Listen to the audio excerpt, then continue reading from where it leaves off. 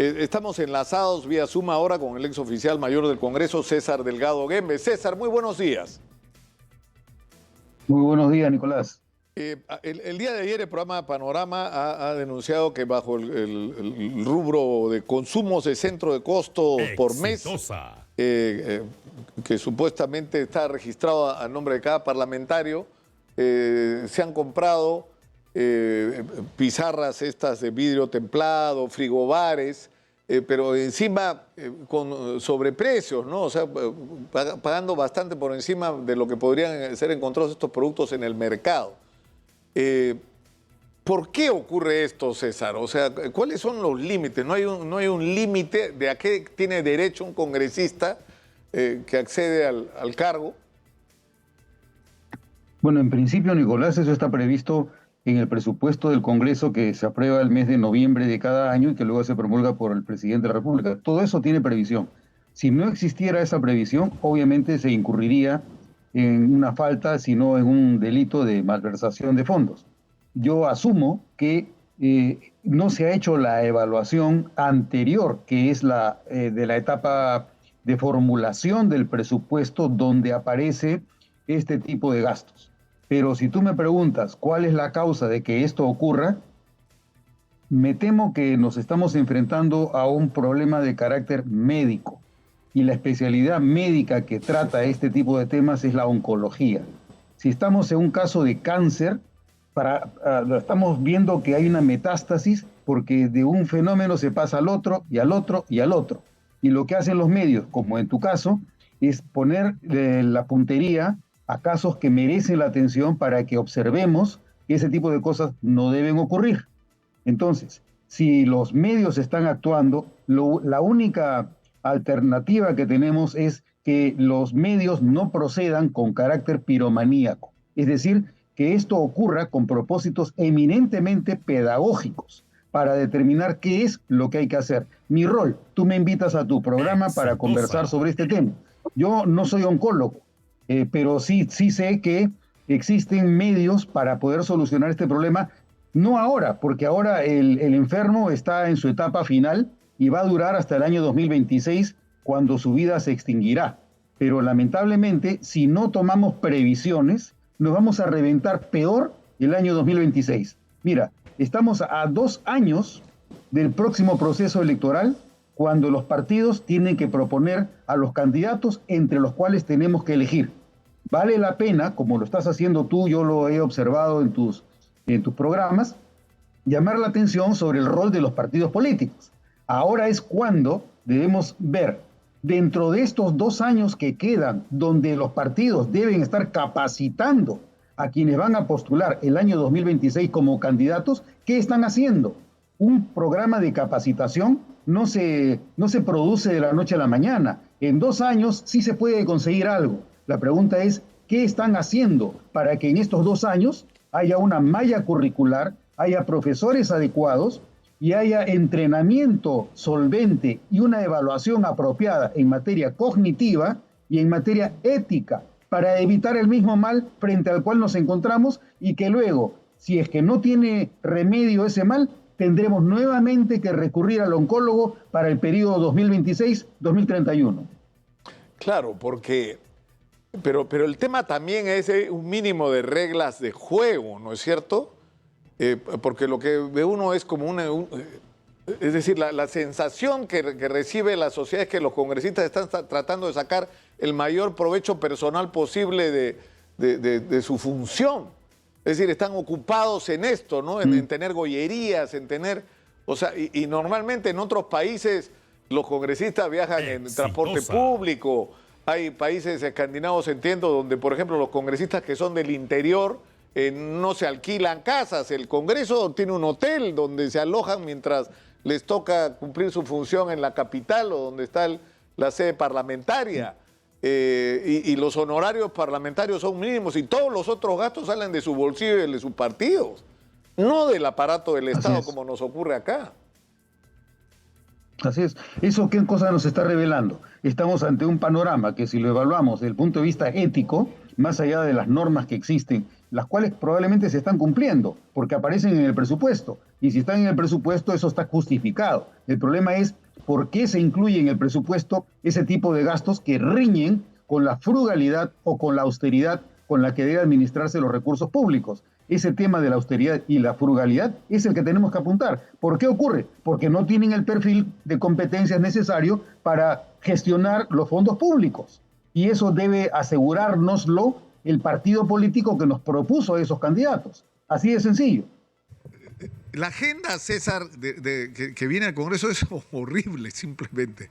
Es decir, ya tengo, por ejemplo, acá en la lista lo de los mochasueldos, ¿no?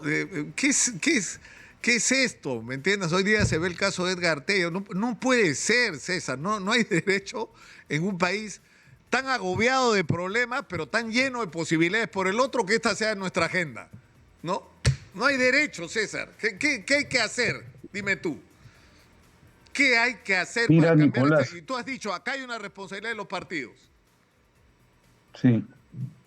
Mira, no sé si hago mal en recordarnos ese dicho que tenía un maestro nuestro, el hermano Alberto, que nos decía: así lleves tú al burro a beber agua.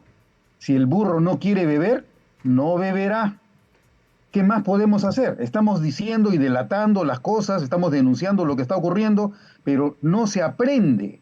Si no aprendes, estás ante una persona necia o torpe que por más que escucha, no enmienda su comportamiento porque no tiene disposición y menos aún voluntad para realizar los correctivos, para indignarse de su propio comportamiento. ¿Cuándo empieza todo esto? Con el famoso individualismo que empieza el año 1988, cuando se reconoció a cada congresista la posibilidad de tener una oficina y tener personal. A partir de ese momento, la degeneración empieza, porque se comenzó a abusar de tener una oficina, era más o menos reducida, y de un asesor y una secretaria. Mira tú la cantidad de personal de confianza que tienen, y mira lo que está ocurriendo con las oficinas, que cada vez, yo no sé si en algún momento recordarás que hubo también una denuncia del caso de un congresista o de una congresista que quiso mandar poner un jacuzzi dentro del espacio de la oficina que tenía a su cargo en el Congreso.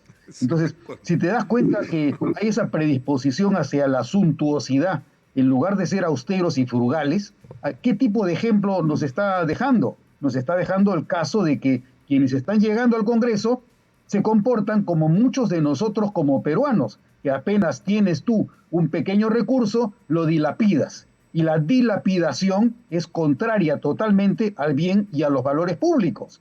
Estamos en esa situación. ¿Cómo corregirla? Lamentablemente, si el burro no quiere beber agua, no va a beber.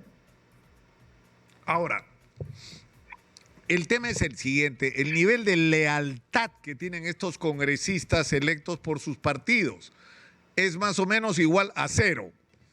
Ninguna, no tienen por qué. Y eso te lleva a la interrogante de qué es lo que los une. ¿Qué es lo que une a estas personas que están reunidas alrededor de una bancada en el Congreso representando un partido político que supuestamente tiene un ideario, tiene un sueño, un plan para el Perú? No tienen, César, no tienen. Algunos de ellos pagaron por estar ahí. Y digo algunos y soy bondadoso, porque creo que son muchos pagaron por estar ahí. O sea, tuvieron que pagar una especie de cupo para lograr su lugar en el Congreso. Entonces, lo que hay que cambiar entonces no son los congresistas, es a los partidos. Es correcto. Eso es lo mismo que tú me has escuchado decir a mí cada vez que hemos conversado de estas materias, mi querido Nicolás. Yo estoy totalmente de acuerdo. El problema no son, ya sabes que es de más fijarnos mucho más en el Congreso, porque lo único que vamos a detectar es cómo se está metastaseando la corrupción a través de todo el sistema que está diseñado para que funcione mal.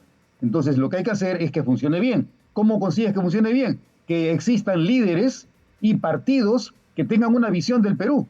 ¿Qué visión del Perú tiene cada uno de los partidos? No tienen visión. ¿Cuál es el sueño?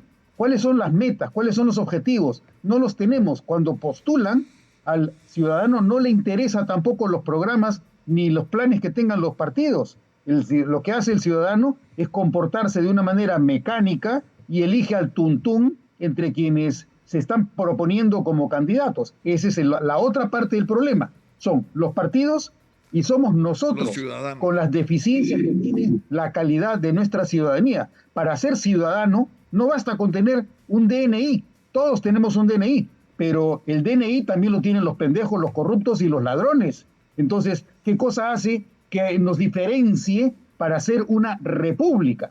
Lo que nos diferencia es que haya cierto espíritu de colaboración y de comprensión, de que antes de mi bien personal, privado y particular, está el bien público, el bien común. Si no soy capaz de pensar en eso, no soy ciudadano, pues, porque no estoy cumpliendo con una virtud elemental en la vida política. Primero, preocuparme por mi comunidad a la que yo pertenezco y con la que me identifico. Si no me identifico correctamente con mi comunidad, estoy de más. Simplemente soy un parásito, un individuo que lo que busca es ganar beneficios y evitar gastos. Eso es todo. Me encanta que uses este espacio para desahogarte tú también, mi querido César. Por lo menos ayuda, ¿no es cierto? Tengo que terminar con dos preguntas bien puntuales, ¿no?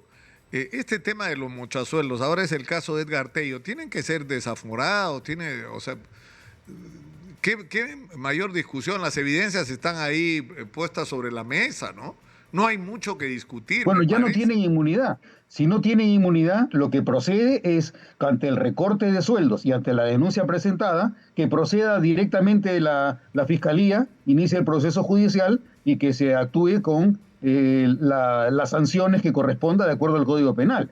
Lo que no es lo mismo respecto de otros casos en los que se está comprendiendo inadecuadamente el rol de algunos congresistas, como el caso de la señora Digna Calle, por ejemplo, que se le atribuye la falta de abandono del cargo. Ahí hay, creo yo, una deficiencia en la información sobre las normas y por qué es que el órgano competente le sigue otorgando una licencia sin la advertencia de que será la última vez y que ya no puede prorrogarla más. Me hace recordar mucho el caso que ya conocimos del periodo 85 al 90, cuando Alfredo Barnechea, en discrepancia con la política estatista de Alan García de entonces, él dejó de asistir al Congreso, dejó de ir a la Cámara de Diputados. No podía pasar nada porque su cargo era irrenunciable. Lo mismo que ocurría con Javier Vallarriestra, que también quiso renunciar al cargo porque no se sentía cómodo, pero de acuerdo a la Constitución, el cargo es irrenunciable. Entonces, no había solución a ese problema tampoco. Es decir, Digna Calle lo que está haciendo es uso de una licencia sin goce de haber, o sea, no está, pero está obligada a participar en las sesiones. Pero por el otro lado, el Congreso no la puede sancionar por estar de acuerdo al reglamento, existe una sanción respecto de los congresistas que, estando obligados a participar en una sesión, no están. ¿Cuál es la sanción? Se te descuenta de tu sueldo de acuerdo al número de veces que deberías haber estado presente en la sesión para votar y no lo estás. Eso está previsto en el artículo 22 del reglamento del Congreso. Esa es la sanción. Pero si la señora, no obstante tener licencia justificada para no asistir, porque le ha sido otorgada por el órgano competente, que es el Consejo Directivo, ella además está interviniendo de acuerdo a la modalidad remota que el propio presidente del Congreso es con la que convoca a los congresistas, entonces está cumpliendo lo mejor que puede dentro de las limitaciones. Que si ella está en el extranjero, en Florida, en donde se quiera, en Bonn, en Madrid, donde sea, no interesa ni haciendo qué, lo que cuenta es que ella está tratando de cumplir de acuerdo a como puede, de la misma manera que ocurre cuando un ministro pide licencia para no actuar como congresista, pero cuando quiere ir al Congreso para votar, puede hacerlo y eso lo habilita. Es lo mismo que ocurre con la señora Digna Calle. Obviamente sería deseable que no pase tanto tiempo fuera, eso sería lo deseable, pero quien debe remediarlo es el Consejo Directivo, señalándole, señora, estas licencias que usted está prorrogando desde el mes de enero, será la última vez que se lo concedamos por estos 30 días que nos lo solicita, pero tenga usted presente que debe apersonarse al Congreso para cumplir presencialmente su labor. Eso no lo hace. Y si no lo hace el Congreso, porque lo que está claro es que Digna Calle no quiere seguir en el Congreso y no existe el mecanismo de la renuncia, ¿no? No existe la renuncia, pero bueno, si es que ella prefiere desempeñarse de manera remota, es porque existe la habilitación y autorización que el presidente concede cuando cita a los congresistas para que la sesión sea con carácter remoto o mixto. Entonces, Si existe esa posibilidad, ella la puede utilizar. La otra opción sería que las sesiones no sean remotas ni mixtas. Claro, pero en fin. César, muchas gracias. Siempre es enriquecedor conversar contigo. César Delgado Guembes, un abrazo. Un abrazo. Nos vemos, Nicolás. Hasta luego. Un abrazo también.